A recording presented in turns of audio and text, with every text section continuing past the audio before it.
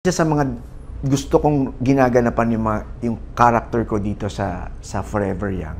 Tapos syempre, first time ko makakasama si Miss Eula Valdez.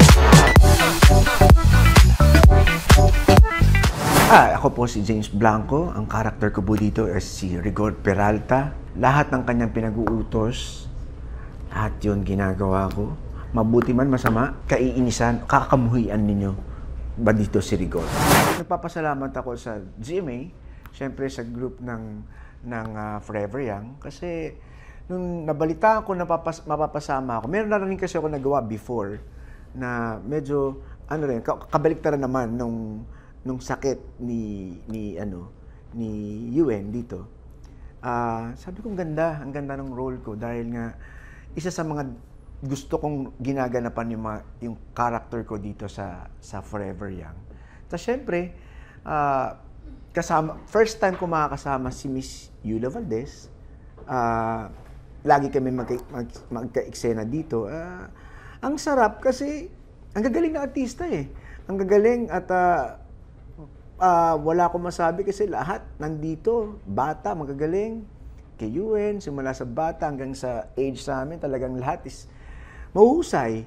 Na isa sa mga bilang artista na mapasama ka sa mga mahuhusay kasi pag napasama ka sa mahuhusay na production o isang team, gagaling ka rin eh. Alam mo yun? Kaya sobrang thankful ako na naging part ako ng Forever Young. Naku po, marami.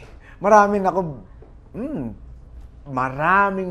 hindi lang kay Rafael, kay Albert, kay Alfred, marami kay Sir Michael De Mesa, kay Rambo, marami akong mga eksena dito na exciting na abangan ninyo. Yung show namin, itong Forever Young, marami kayong matututunan dito. Hindi naman ito pambata lang eh. Ito yung matututunan mo bilang ito sa nangyayari sa buong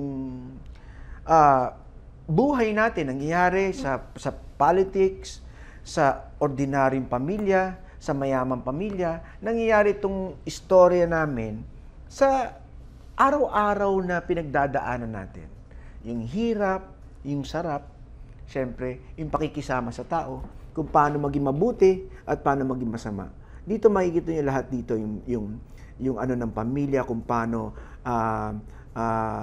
meron kasing mga pamilya, di ba, na porki mahirap, hindi na masaya, hindi totoo yun.